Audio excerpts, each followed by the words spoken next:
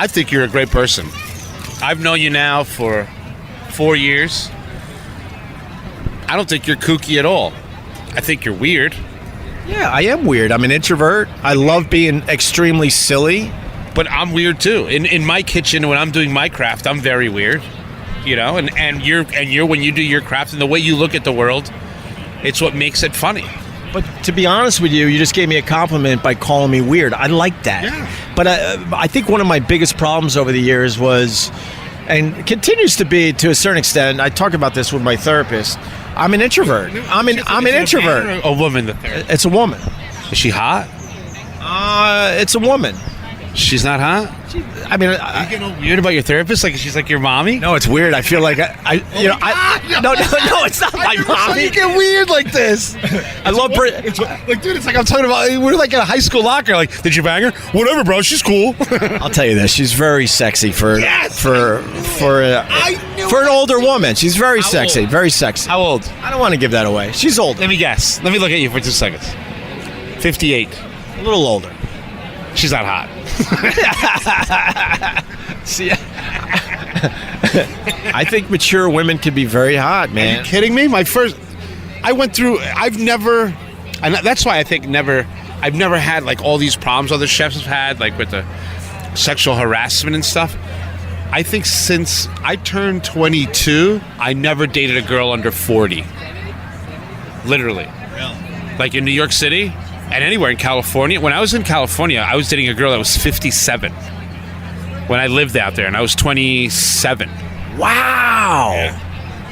That's kind of I love that's kind of a turn on. I love and she was, and my friends, I remember we're at a cocktail party and she's looking at me and I'm looking at her, and then like I could see it in her head, like she's like, oh my god, this guy's not being friendly, this guy's hitting on me, you know what I mean?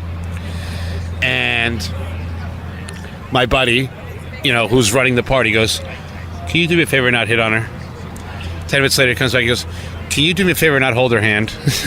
20 minutes later he's like, can you do me a favor and make out somewhere else? Like, he just kept downgrading the warnings. I love that. He's like, are you guys carving on that tree? Yeah. So then I go to her house that night. First night I met her. And that's great. Older girls, they know what they want. There's no like, oh, let's go watch a movie that no one's going to like a French movie with something. No. They're like, you want to go home and watch Martha, you know, or whatever that show is, Will and Grace, and eat ice cream? I'm like, yes, I fucking do. I got pretzels in the car. You know what I mean? So, get to her house. We go through all the procedures. Everything's signed, sealed, and delivered. We're all good, right? And wake up the next morning, and I have to get to work, to the restaurant that I'm working for in Sonoma. And she's like, just go in the garage and take the convertible. The keys are in it. And it was a 2003 600 SL convertible. And I show up to work and it was like, yo, Carl is a straight up chick sugar daddy, bro. Carl does not play. Carl has been in California for 4 days. He has a 600 SL. And I just love the luxury of older women. They're so luxurious. Like, they go with the flow. Nothing bothers them. They're not worried about a rash or a couple pimples here and there. They bang it out. When you said luxury, I was thinking leather skin. You piece of shit. You know, this is exactly why people don't like you. You said luxury and you were talking cars, so I was thinking leather interior. No, what do you say to? You said leather skin. I know, because You're the one in love with your therapist, weirdo. I'm not in love with her. I can see it. You know, like the twinkle in your eye. Look at that little. I'll tell you what happened. So Here, get up, walk away. I'm going to get this. we have to walk now. Like we're not hot enough. You know, I love the outdoors, but now we got to walk over there to have a fucking cigarette. This is real life, Opie. That's what you wanted, right? Real life podcast. Yeah, I kind of wanted a real podcast. Travel log, and you're. All right, let's go. What I wanted to tell you was the fact with the therapist, you know, it was really refreshing when she basically said, look, you're an introvert, and there's nothing wrong with that. And it was the first time someone actually said to me, you're an introvert. You know, I'm not good in social situations, and I think over the years with the O&A show and whatnot, In recent years, I try to be more open and honest about who I am. But back then, I wasn't a social guy, and people couldn't really figure me out. And they ended up having all sorts of issues with me that I was unaware of that was happening right in front of my eyes. What kind of introvert are... I don't get it. You don't seem introverted to me. Really? No. What do you think? Like maybe just because we have a different relationship. Maybe Maybe more autistic?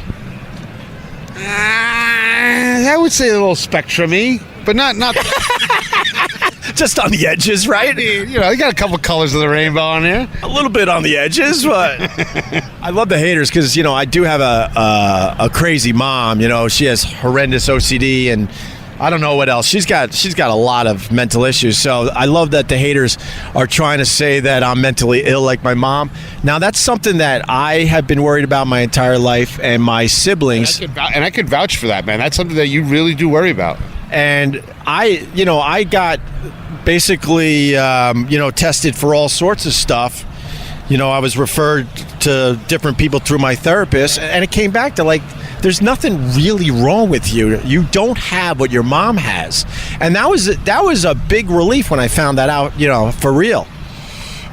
My biggest problem being a kid was I was gullible. I believed everything everyone told me. And then when I started 10 or 11 years old, I started getting screwed because I was in the inner city. And I realized, I'm like, oh wow, people hate people. I can do this. And then I became the number one hater. So I always plan for the worst, except once, my marriage. That's the only time I was melancholy, and everyone around me is like, dude. But they were telling you, the little I know about that, I don't know what you want to say, so I'll follow your lead. But it sounds like a lot of the people around you were kind of warning you before you even got into it. I look like an F-16 taking off of an aircraft carrier. Everyone's waving flags. I'm like, I got this! And I got hit with a missile 2 feet off the plane. They're like, God, he's dumb. You know what I mean? But that's what love does to you. It just makes you dumb. Yeah, because you're not that type of guy. You're one of the smartest guys I've ever met in my life. You're really, really street smart. My brother, who is literally one of the smartest people I know, not street smart at all. I remember before I got married, he's like, you sure, man? I'm like, whoa. He's saying that. My brother who has the same emotions as Mr. Spock. You know what I mean? He's like, you sure? You sure? And he called me what he called me when I was little. It shook me to my core. He's like, are you sure, Carly, you want to do this? I'm like, oh my God, what am I doing? And then I'm going to tell you a crazy story. So we hire this photographer, and he literally costs as much as a Lexus, right? Wedding photography, those people should go to prison, right? Because you're taking pictures of a fat 35-year-old bald guy. You know what I mean? And it shouldn't be that much money. But anyway, that's for another day. So he brought a camera from the 1800s, and it was taking the puffy photos, whatever, on silver paper, whatever. Oh my God, no way. Yes, bro. So I got married at the Library Hotel on Park Avenue, of course. Holy shit. Yeah. And you would love my speech. So I get up there, and it was a small, intimate wedding. And I get up, and I said, thank you, everyone, for coming. And I know there's not a lot of you here, but today is not about who's here, it's about who's not here. So remember that. And that went out to everybody, fucking called us not here. Oh my God. and he's taking pictures of us, and we were supposed to meet in Grand Central Station. So we were taking pictures in front of the public library, all on the steps and everything, taking with this stupid fucking camera, and everyone's taking pictures of us because we got this old-timey guy. We feel like we're in like in a carnival, taking these stupid pictures with the hood over him and everything. You had to put the hood over him? It was the worst. I was so embarrassed. I hated it. And I knew how much it cost. I'm like, this is 20 grand. This is bullshit. You know what I mean? Took the pictures. So then I'm walking with my boy Renzo, my right-hand man, right? And we're walking back, and we're supposed to meet at Grand Central. And Renzo goes, those pictures suck, dude. I'm like, I know. He's like, you look fat as shit and tired. I'm like, yeah, I know. Well, I've had a bachelor party for the last 2 months, So he's like, let's just go get a shot. So we go, and we start drinking at a bar. while the whole wedding party is waiting for us in Grand Central Station. And all of a sudden, we meet up with my brother. He's walking down with his wife and everything, and we come and we meet up with my wife, and she's in her wedding dress. Livid! I mean, it was only 15, 20 minutes or an hour between there, right? So I walk in, she goes, I want a divorce! She said that on your wedding day? Wedding day!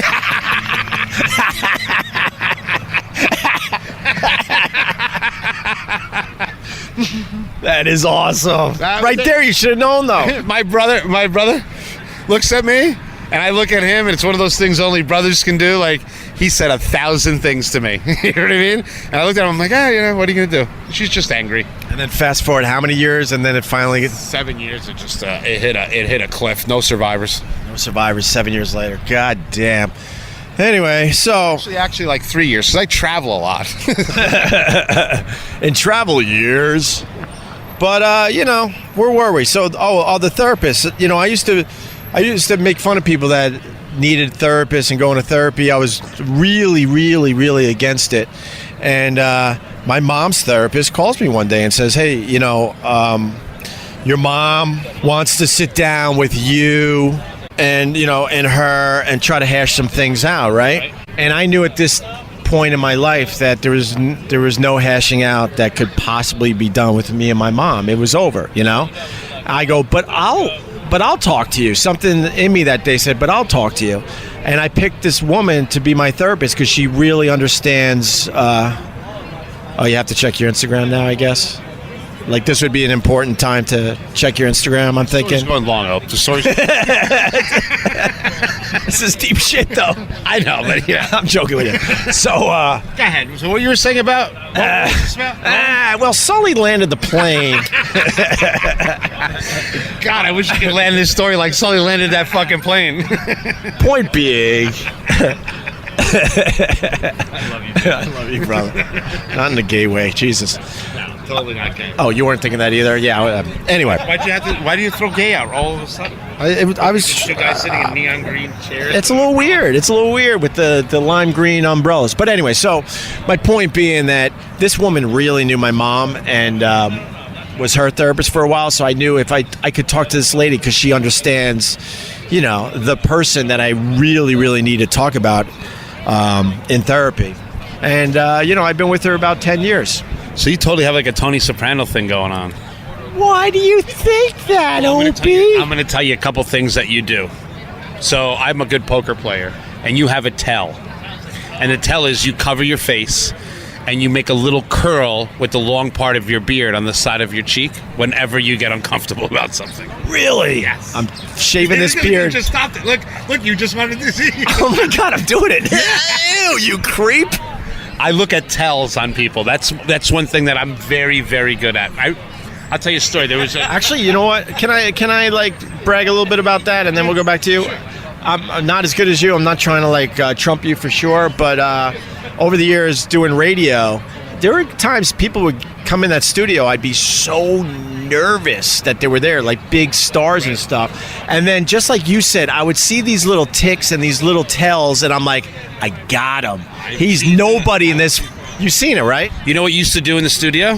When you had somebody, you would swat the microphone crane away, and you would lean back in your seat, and you would watch them until they made a mistake, and then you would aggressively grab the microphone again and decapitate them.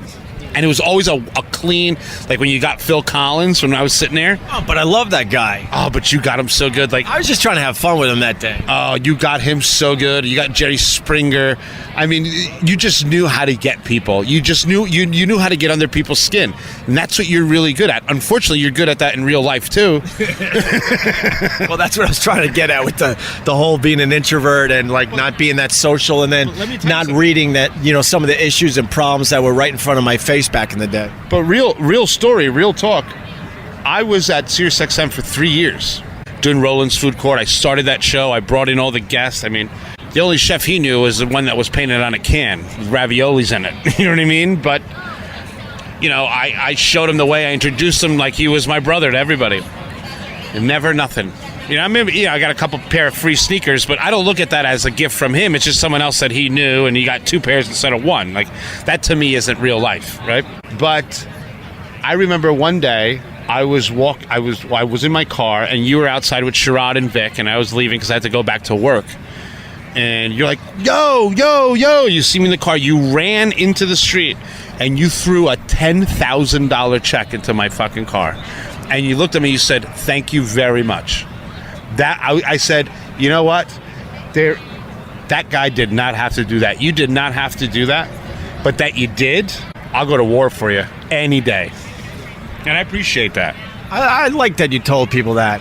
I really do, because I really hate sometimes having such a bad reputation out there. Because I took care of a lot of people over the years, bro, and it goes back to, having a mentally ill mom and worrying about taking care of her and stuff. And then I brought that into my professional life as an enabler. I was an enabler. I'm not saying what I did for you. I wasn't enabling. I mean, I got pretty healthy by the time I was, working with you and the rest of the guys. I've been healthy for actually a really long time. I would say, and that's at least a couple weeks. So I didn't do that to try to. It was just the right thing to do at the time. You know what I'm saying? Just to let you know, I mean, I put the check in the bank, and then Marie probably spent it with her mom at a spa. Oh, Christ. Oh, Lord. Oh, lordy. Yeah, dude. You don't know. I was in a barbarians at the gate. I don't know if I ever told people this. So, I have my mom's therapist. My mom who, ended up having a problem with her, just some made up who gives a fuck stupid problem, blew off this particular therapist, and we continued, and I never did that sit down with me and my mom and the therapist, because the hardest thing to do. With the same therapist that you're in love with? Yeah, the same one I'm in love with. Yes, the mom. You don't want the mom to tell her stories about you because you're having this little secret affair with her in your head, you weirdo. I gotta say that one of the hardest things I ever did in my life was to pretty much disown my mom for the sake of my mental health, for the sake of my family's health, my kids' health, my wife's health. I had to literally disown my mom, and it was. I don't regret it. I don't look back, but that's how tough my upbringing with my mom was. Yeah, I literally don't talk to her anymore, and I know it's the healthiest thing to do. And what was the turning point? Like, I met my wife. I've been with my wife 14 years now. Who I love. I love Lindsay. I mean, the interactions I've had with her are so real. She's very street smart. But anyway, very street smart. My whole life, my mom was just in the way, to be completely honest with you. And then, I met my wife 14 years ago, and I wanted to do things fucking different. I didn't want my mom to be involved just fucking things up with her big dark black cloud that just hangs over the room when she shows up, unfortunately. But I will say this about my mom, because now it sounds like I'm just bashing the hell out of her. She had a great personality. She was one of these people that would make conversation wherever she goes. I got good at being a talk radio show host because of my mom, not my dad. My dad was an awesome guy, but he was really, really quiet. My mom was the one that actually had the personality, and when we were out and about, she lit up and could tell a story and really capture a room. But unfortunately, she also had a dark side to her that she just allowed to engulf her entire soul. Right. And there's times in my life when, whenever I'm doing a big project, I put my mom on hold, because my mom, she always thinks the worst. And the thing is, like, you're opening a restaurant and stuff, you can't. So I know if I call my mom and I'm like, Mom, I'm opening a restaurant. She's like, why? You already have one. What are you doing? What are you going to do? Oh, my God. 2. How are you going to do it with the kids? So I tell my mom things after they're done. I can't tell my mother things while they're happening, because then she tries to micromanage them through text messages and phone calls. Like, how's the new restaurant going? Is the other one failing? What's going on? So she kind of narrates whatever I'm doing's own demise. She puts things in my head that shouldn't be there, because I don't think of anything negative. I think I'm the best. This is going to work, and it does. Right. You know what I mean? Yeah. And she thinks you're the worst. That's a bad idea, and it doesn't work. And I really believe in that. And I put her on hold, and I'll call. I won't call her for 3 months. And it got to the point where she knows. Like, when I was going through this with my wife, the last thing I wanted was my mom. She would have been too negative, and she would have brought it to an even darker place. It got even darker. And then once I called her, and she knows I'm like that, and then when she calls, she's like, what happened? I go, it's over. She's like, okay. Oh, beautiful. Yeah. You know what I mean? Now she's working it backwards. You know what I mean? Yeah. The last straw for me and my mom, me and my wife got married at the Ritz-Carlton in Philadelphia. We did it up. Beautiful. Yeah, we did it up right. That's where I stayed. We did it up right, which is important to the story. I probably wouldn't even have ever mentioned that I got married at the Ritz-Carlton, as I tell this story, but it's important. So a lot of people to this day say it was one of the best nights of their lives because we went all in. It was just but in all due respect, these are people from Philadelphia, so you had windows and electricity and a roof, running water. Nothing was on fire. Oh, I can't wait to take you to the row homes. I'm taking Carla to the row homes. You're going to have to deal with some people. But anyway, there wasn't a person there that didn't have a good time except for my mom. This is terrible. There's such a big room. It's so loud in here. What she was pissed off about. So we had a family table, and I had, my close friends and a few of my siblings. I'm from a big family. And then there was another table for the rest of my siblings and other people that were close to me. Then there was a third table where my mom was with older people that were friends of the family. Right. Okay? And also people that I knew could take care of her because she really has severe mental illness, right? She looked at that as a slight that I didn't have her sitting pretty much right next to me and my wife. Really? Yes. Oh, shit. She looked at that as a slight. I'm looking at it as this is a really important, special day in my life. I want everything to go well. I don't want to have to deal with her problems because there's always problems, always things you got to worry about and take care of. Is mom having a good time? Go over there and talk to her, all that horse shit. Anyway, fast forward a couple days. I'm driving somewhere with my wife. My phone rings. It's my mom. And I answer, I go, hi, Mom. She starts screaming at me. What? You left me out there like a dog at your wedding. Screaming bloody murder. No. She was the only one that wasn't happy and didn't have a good time at my wedding and looked way into the reason why she wasn't sitting at my table. And I couldn't tell her. I was trying to be cool. I couldn't tell her, I can't deal with your issues. It's my day. It's my wife's day. I'll get back to worrying about you tomorrow, but this is my day. Oh, all right. Why don't you just whistle in the... I think your mom's here. That was the day I said, that's it. I'm not doing this anymore with my new life, which is, my wife, and then fast forward with kids and stuff. So I literally did not talk to her until my son was born a couple years later. And then I got a little weak in the hospital, and I called her to tell her, hey, I became a dad. And, it was good and all. And since then, we've talked here and there. But right now, I haven't talked to her in about a year or so. Wow. But you know what? You got to do you. Well, the last thing... Oh, sorry. God, you got me going, and we need another beer, by the way. So I don't know if we should, stop this or whatever. But let me tell this one other thing. So about a year ago... How long is this story going to be? Why, you need another cigarette? I need a beer. And if it's going to be an emotional one, I'd like a beer. It's not that it's emotional. You're touching your beard again. Oh, well, I'm shaving this beard, you son of a bitch. You're going to have to find a new towel. You're touching your beard like you're a methy. So when we got fired, Jesus, I hate saying when I got fired. When we got fired, the day I found out I got fired, my mom called. Of course. And my wife, she actually picked up on this. She goes, "You're a glutton for punishment." Because usually when my mom called, I'm like, I ain't talking to her, and I would just let the phone ring, right? That day, I'm in one of the lowest places in recent memory. I just got fired from a job that I knew was working. I knew that radio show was kicking ass, and it was so damn depressing, that they decided to fire us. Anyway, that day, the phone rings. It's my mom. I could have blown it off. This says a little bit about me, I guess. Picked it up, and she's screaming again. Again? About the wedding? She's screaming, so... for mother. So you pick up the phone and she's already in full scream? She was always in full Oh, scream. hell no, Mom. Blocked and reported. See, that was the one thing I had to learn the hard way. I used to be a yeller way before I met you, and that was one of the issues that I apologized to with some of the guys I used to work with. I used to yell to express myself because that's all I knew in my house.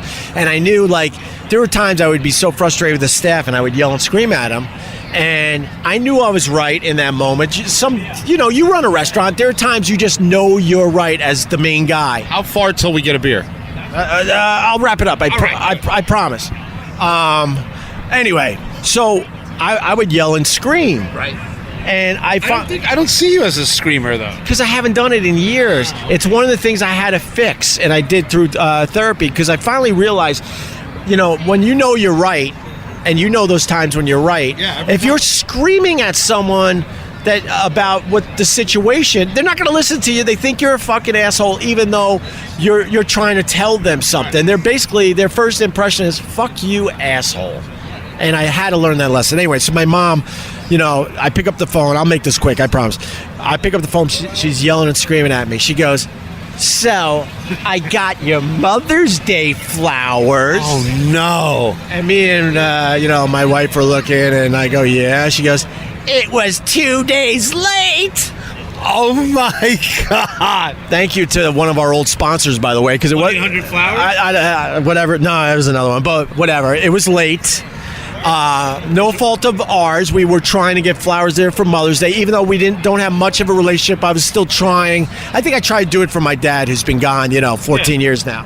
14 years. She's screaming, I got your flowers late. And then she goes, and I got a kick out of your card. She goes, I got a kick out of your card. We wrote something nice like, Happy Mother's Day, hope you're having a good day, love you, blah, blah, blah. In all fairness to her, all bullshit, but I'm playing the game, as well. She goes, I got a kick out of your card. I'm like, what? And then she listed all the cards I haven't sent in the last year. You never sent me a Valentine's Day card, a birthday card, a Christmas card. Screaming, St. Patrick's Day card. Like, it just went on and on. Don't send her no more money. To the shelter she goes. Screaming. And I'm like, oh my God, I just got fired from like a job that I'm really enjoying. Why did I do this to myself? And I hung up. And that honestly is the last time I've talked to her. So that's been another year that has just gone by that I haven't talked to her. Unbelievable. But you got to stay healthy yourself. You can't get messed up with shit like that. No, a lot of people can relate to this. Like I said, the hardest thing to do is to disown someone very, very close to you, like a mom or a father or a brother or a sister. But sometimes, and I wasn't sure for the longest time, but my therapist, she's like, it's very healthy to do this. You have to put up, boundaries after a while. And, and in a way it's sad, but it's also one of the best things you could do. Yeah, I put up boundaries all the time. I give out fuck you sandwiches every day. There's a lot of people I don't talk to. And I never try to hang out with people that are dumber than me. You know what I mean? I try to always hang out with people that are smarter than me and know stuff and are more together than I am. Because let me tell you something. If you hang out with bad shit happens to you. Every time. Like, don't get me wrong. There's nothing better than I like than hanging out with my hood rat friends and setting dumpsters on fire and fighting, but bad stuff happens, and the times and I think that's what saved me in the cooking industry, that I worked during those hours where everyone else is getting locked up. So by the time at 3 o'clock in the morning I'd come out, it'd just be a couple guys left, and so that kept you out of trouble, those long hours. Yeah, because when you work in the restaurant industry, I mean, you're closing up shop as the bars are closing, so that keeps you safe. No, I never. If I'm not working, I don't say no to anything bad. Like, someone will call me like, "Hey man, you want to go duct tape fireworks to somebody that's sleeping?" I'm like, "Pick me up, 2 minutes, I'll be outside." Should I change my flip flops? They're like, "No, you're good." I'm like, all right. Like, I love bad shit, but you got to change after a while, It's funny you say you don't hang out with people that are, not as smart as you. This is the last day we're hanging out because the left side of my face has severe sunburn right now. Your fault. You wanted to sit here. No, I had to because I figured we could be a lot more open and talk and talk if there weren't as many people around us. So no one else is sitting at a table, under the sun. Everyone else has a shady umbrella. You see that? You like that, right? The girls with the muscles? No, I don't, you son of a bitch. We're going to fight. Fucking with Opie today. I hate that more than life. I like when you get nice and vulnerable and then I just say something stupid. I actually, I like going to the gym and stuff, and you see those women, like, I like a little tone, little tone, and I mean slight. There are women now in these gyms, you can't tell if they're not feminine anymore. They're not soft in any stretch of the imagination. Well, I mean, from what I've noticed, the generation under us, the chicks are dudes and the dudes are chicks. Wow. Like all the dudes, like the young dudes that I hang out with, they're like, they're sensitive and they're hunted. The girls go after them. Like nobody went after me, Opie. I had to literally chase girls down for months and go to buy them shit and do I had no easy road for courtship. Like the generation that I grew up. Now these dudes are like, yeah, just hanging out, playing video games with my friends. Some girl shows up, takes her top off. Like, it's just a whole nother world. The girls are super aggressive now. I never had to pursue a girl. Well, you're good looking too. I never had to, but they would come my way, and because I was brought up so isolated and protected because my mom was just ridiculously overprotected. I was clueless out there, absolutely clueless. You never even smile at girls. Like when we go out, you're like fucking Rain Man. You don't say anything, but the girls gravitate towards that. Meanwhile, I'm like, hello, hi, holla, holla, holla, holla, holla, holla, holla, holla, holla, holla, holla, holla. Hello, I'm right here. Yeah. You got flags like you're trying to land a plane and they still don't see you. I'm doing card tricks and shit. I'm blowing up balloon animals and stuff. You're doing everything the Golden Knights are doing before they start their hockey games, and the women still don't see you. Exactly. I have the Golden Knights opening ceremony every time I go into a bar. They still can't see you. That was really funny. I know it was. I'm a funny fucking guy. And it's about time people realize that. Fuck you. Not you, to the person that still wants to try to push that narrative forward. He looks like a Gerber baby. Beautiful, right? Yeah, baby, yeah. All right, let's get a beer. Yes. You want to continue? Yeah, why don't we go somewhere and get something to eat? Where you want to go? This is what I want to eat. Fish, steak, mixed with carbohydrates. Beautiful. All right, let's walk. Let's do it. We had fun here. Are we turning this off, or should we just walk? Well, just walk. And keep going? Yeah. All right. I don't even know. I think I think in there was a lot of stuff that was left open-ended, but that's okay. I do want to talk about Roland. I talked about Roland, I should say, with Robert O'Neill, the guy that killed Osama bin Laden. Yes. Oh my God, can he get one more under his belt? Well, I'll tell you the point. Awesome, dude. I loved him. People loved the podcast I did with him, and I appreciate that. It was a lot of fun. It was really, really a great conversation.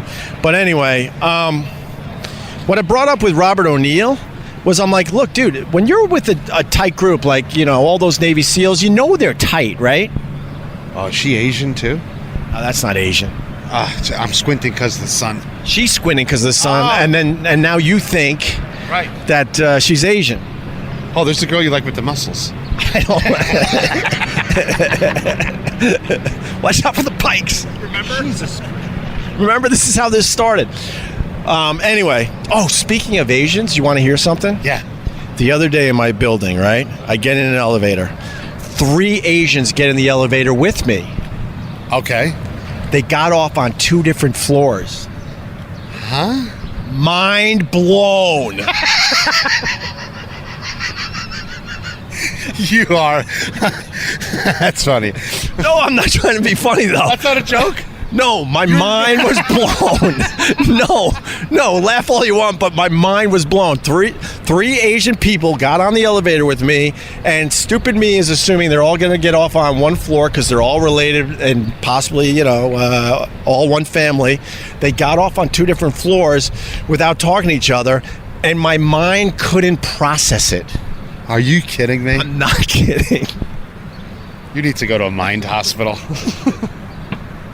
Jimmy Carter, Is that Jimmy? Yes, that was Jimmy Big Carter. Jimmy. Didn't he have face cancer? Yeah, but he's doing good, man. He's doing all right. Unbelievable. What a view you got here, Ope. Gorgeous, right? Wow. So anyway... Oh, this is... I didn't see coming down. This was downhill. Is there any other way to do this? We could climb that way. Well, that's even steeper. I know, but it's shorter. Oh, got the carriages. Let them go. Can we borrow your baby carriage to get him up the hill? No, it is. All right, that was a bomb, but I was being serious. So anyway, for real, Sully landed the plane right there in the Hudson River. All right, with the Sully. All right. Well, my old apartment, we had a perfect view of the Hudson River. And I got to tell the story for the podcast because it's kind of cool. So my brother-in-law, and you don't want to talk right now because you're working a hill. So let me do the heavy lifting here. You smoke. Because it'll help me get up the hill. For real? Yeah. Oh, God, I hope we got that podcast sound. I'm praying we got that podcast sound. So anyway, AJ and his friends came up. I think they went to Maury Povich. I believe they were in high school at the time, so they came up to the big city, and the one thing they wanted to do was go see Maury Povich. And so they're hanging out in my apartment, and my wife has her back to the Hudson River, and AJ's, in front of her talking, and all of a sudden goes, "Hey, Linz, that plane's really low." And my wife goes, yeah, because, we lived on a high floor. Goes, yeah, we see planes, flying pretty low down the Hudson River all the time. AJ goes, "No, Linz, it's really low, and it's a jet airliner," right? So Lindsay turns around to see Sully's plane go flying right the fuck by our window, but below us. That is crazy. Like literally probably 10 stories below us. We've never seen anything like that. So they all turned around and watched that motherfucker land the plane. They were eyewitnesses. Unbelievable. Probably had one of the best views of the landing, to be honest with you. Was she on the news? Well, I went to the gym that day, and it pisses me off. Boo. Because I see it on TV. Right. And then I start looking, and I'm like, wait, this plane landed in, is that the East River? No, that's the Hudson River. And then I start looking at the landmarks. I'm like, holy shit, that's right outside my fucking building. I was just there 10 minutes ago, 15 minutes ago. And I have cameras all over my house because I love doing my street videos and all that horse shit. And I think AJ picked up one of the cameras to try to film it, and the battery was dead. You know how valuable that would have been if someone fucking filmed that? Because they don't really have a great video of the landing. No, they don't. Can I borrow 100,000? Yeah, why? I want to buy a Ferrari my friend's selling. You could drive it. I could drive it? Deal. Wait, did I just make a deal? Yeah. It's nice. It's red. I don't like red. It's done. It's a done deal. We just made a deal? Yep. So anyway, then my wife calls 911. I don't even know if she wants me telling this story. I think I have told this, though, before. And she was hysterical eyewitness on the phone. No. That they played on a bunch of the news stations. So she's a radio star. TV star. This was TV. Come this way. We're going this way. All right, now we're walking. It is so hot out. And I'm walking around with a camo raincoat like a real fucking jerk-off. Yeah, because you thought it was going to rain. It's going to rain. It can't be this humid without it popping. This is going to pop. It's like a pimple. Look at this dude with a Ford Shelby shirt. What does he know about? You don't know shit about cars, you fatso. Oh, look, it's Sanjay Gupta. I love visuals on a podcast. They're the best. Did we do it? Should we end the podcast and then we could go do a little hang? I feel like there was some open-ended things in this podcast, but that's okay. Let's work them out. What do you want to talk about? Oh, yeah, that's what I want to talk about. There was one other thing. So, the Robert O'Neill interview was just such a blast. People seemed to like it. And I brought up Roland, the guy that got us fired from our radio show. And I asked Robert O'Neill, I'm like, being a Navy SEAL, your boys, you guys are all really, really close. What's that? She must have heard me talking. Uh-oh, your mom. My mom. Let's put her on. You want to do it real quick? I don't know. I haven't talked to her in a long time. Really? She doesn't know I sold the restaurant. Really? She doesn't know I gave the restaurant to Marie. I'll just call her and tell her I'll call her later. But you got to hear her voice. It'd be great. Can we put her voice on the podcast? Yeah. She doesn't speak English. Wait, you're going to speak another language? Bro, what is this, Star Trek? Yeah. Hello? Mommy. Hijo, al fin contestaste, llevamos tiempo y no sabe nada de ti. ¿Cómo No, tú estás? yo sé que estoy super busy. Estoy en la mitad de algo. Dame llamarte para atrás en un ratico, ¿ok? Bueno, va. Okay, bye. Wow, that's impressive. What? Like, do you dream in that language? That's the language of love, homeboy. I tried it for 6 years. I sucked. I can go into a restaurant and get all the Latin people that work there all together in one room like Aquaman with fish. You know what I mean? I could really put a hurting on your operation because I speak classical Spanish. You speak that dirty Spanish, or like I speak like Yolanda Varga on the news. Like I can do it. I do it nice. nice. So with Robert O'Neill, I was explaining the Roland situation and how he got fired. I said, look, being a Navy SEAL, you're with your boys, you know, and when you get really close with your guys, do you pull pranks on each other? And he goes, oh, God, all the time, right? And then he described some of the pranks that went down, and then I said to him after he would tell me these stories, I go, did you go to HR? And I got a big laugh. Right. And he... There's no HR Navy SEALs. No, of course not. But the point I made to him was when you're... Are you comparing Roland to a Navy SEAL? You can compare him to a regular SEAL. We should end right there. But my point to Robert O'Neill was, of course there's no HR in the Navy SEALs, but when you have a group of guys that you trust and you like and you're all hanging together, you're going to pull pranks and do stupid shit with each other. That's why... You were the only one trusting, brah. What, you didn't think he was one of us? Hindsight, I would say I was right. Of course, but at the time, I'm thinking, all right, we let you into our inner circle, so that means, you know, we're going to fuck with you just like we fuck with each other. And that day I fucked with him a little bit, nothing too crazy, and the motherfucker goes to HR and gets us fired. I got to tell you, and this is very unpopular, and you're not going to like this, it's your own fault. You gave him his own show, and that's all he cared about. He actually thought, like, Roland's Food Court was more important than the main show, and that's what me and you talk about all the time. Like, you know, you got to tuck in and stay in with the guy that got you here. And that's one thing that I learned in the restaurant business. You know, being a sous chef, how many times someone would approach me because they can get me for a lot cheaper. They're like, wow, this Carl knows everything the other chef knows. We can get him for $100,000 less, give him his own restaurant, and they would undercut the guy that got me there. And I never did it. And you know what? It made me, in the long run, absolutely more powerful in the restaurant business because my word in the business is gold, and they know that I don't do that, and people don't do it to me. And that's the thing in the radio business. There is none of that. It's like a bunch of pirates, man. Yeah, but I was just trying to be a nice guy, and these guys had dreams of getting their own shows together, so I was finding spots for them and giving these guys shows. And then you're right, then they turn around and go, well, fuck the main show, which keeps the whole thing together. All they cared about, a few of them, was their own personal show. The poorest, nicest people in the world are the nicest, unfortunately. It's true. You're making me walk through garbage, Opie. I'm about to throw you in a bag of garbage. Look at this guy with the mom jeans. God, he works out. That's why I pushed it toward the garbage. He was very uptight because he was behind us with his little shopping bag. Oh, I want to throw him into traffic. I hate this new beta male thing that's happening in New York. Right? They're not like real dudes. But that's what I'm telling you. Last guy finished. No, everyone is aggressive, but none of them could actually fight. No. I'm not saying I'm a huge fighter, but... This guy, like Tall Moby, he can't fight. Yes, we're laughing at you. Just you like that? I like how you looked him dead in the face and started laughing. You're like, Carl definitely punched this guy in the face. I got nothing to worry about today. Yeah, then, Roland turns around and gets me fired, goes to HR for something I did because I thought he was one of our boys. There was no harm, no foul. You know what I'm saying? But you should have seen the writing on the wall once he got pulled off the show and they moved him to upper management. He became a mole. That's all he would do. Just tell on everybody. And not only on you, on everybody. Right. Well, so...